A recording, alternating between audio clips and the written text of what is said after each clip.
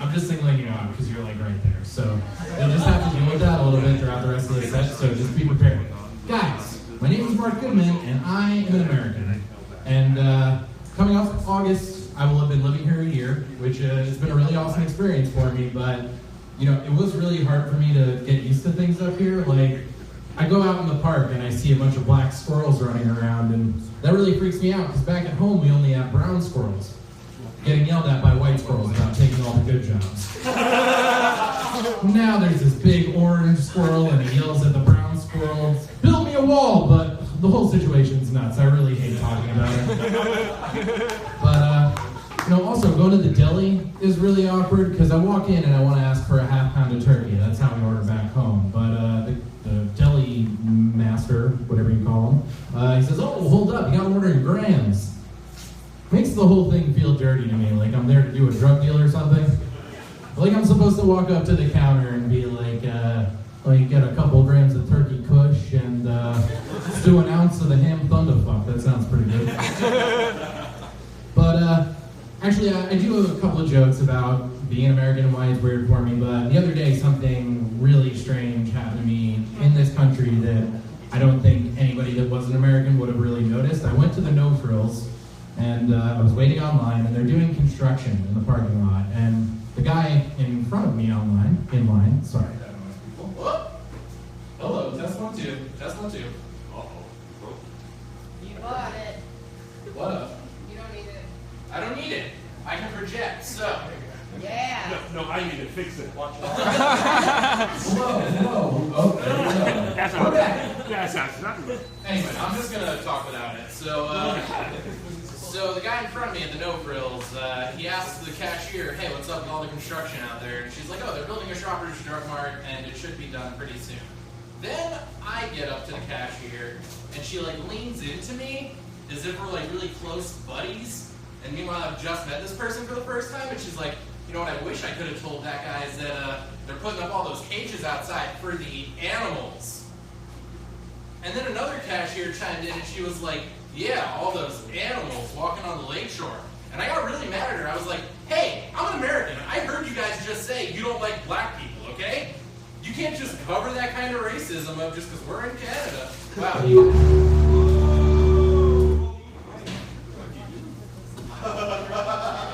He has the power. Anyway. Wow. And after such a terrible joke, too. Guys, that joke has really done way better in this country so far. But I guess you're not about it. So let's talk about other shit. Let's talk about my childhood.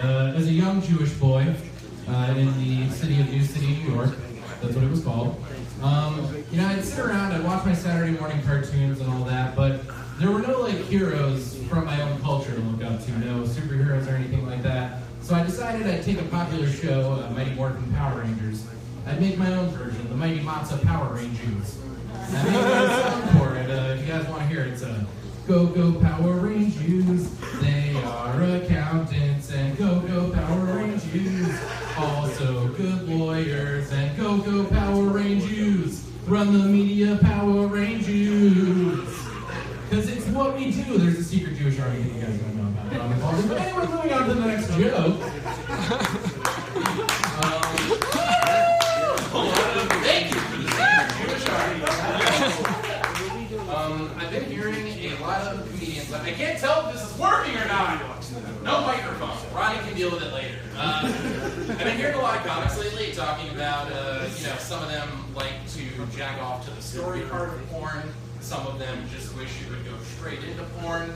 I'm one of these people that's actually right in the middle, so I like to skip over the beginning of porn. I know that he's a pizza delivery man and that she is getting a pizza delivered. But I can't skip right into the sex. I need to go to the crucial moment where, like, it sparks from a story to sex. Like, I get that he's a pizza delivery man, but did she not have enough money to tip? These are the details that really get me on. So, that's,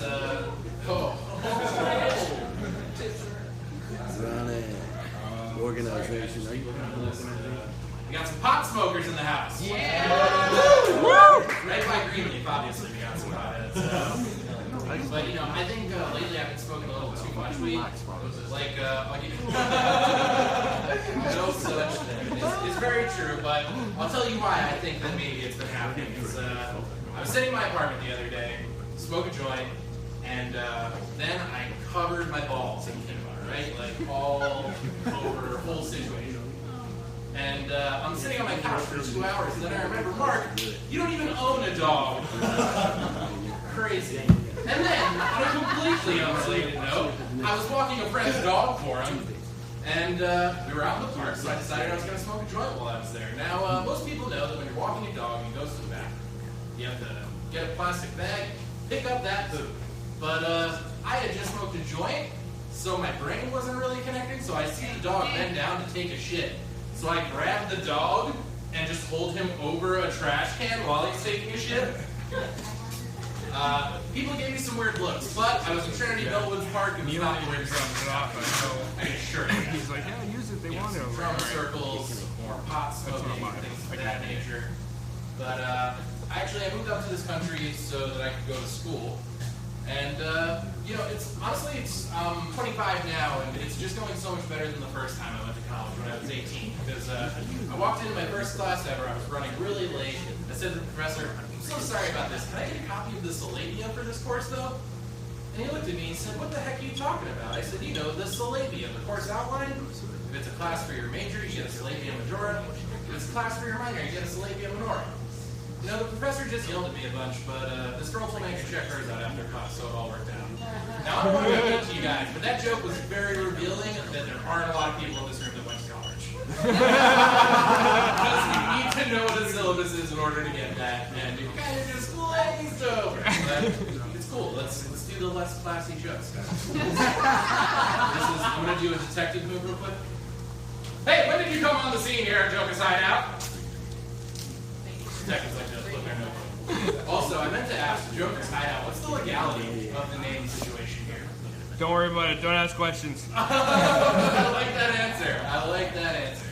But since we're in a bar, let me tell you guys about a little bit of fake news I saw on Facebook the other day.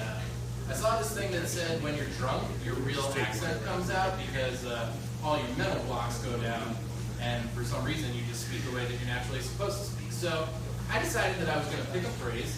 My phrase is Peter Piper picked a pickled pepper with his picker, and I'm sober right now, guys. So that was me sober.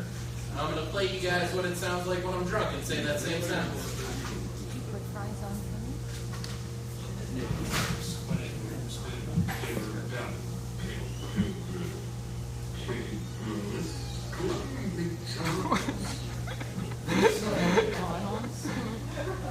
Interesting. I guess that's what I really sound like. Maybe if I come back and get to do another show for you guys, I can show you the sequel to that experiment. What does your high accent sound like? Here's a hint, though. I'm probably just still going to want to go to McDonald's. I'll leave you on one last joke that's not racist, because you guys clearly were not about that earlier. What about rape jokes? That'll go way better, right? Woo! We're not going to do that one. And you're married, right? Let me shit on relationships really quick. You'll enjoy that. I'm sure that you're very happy in your relationship and things are going well, but my view on relationships is a little bit different. My view is a lot like my dad's view on the Vietnam War. I've never been drafted, but I've seen a lot of good men go off, bright futures just to return as shells of their former selves. Sometimes never to return at all. Heck, the lucky guys are the ones that come back with the clap. Clap is an STD, guys.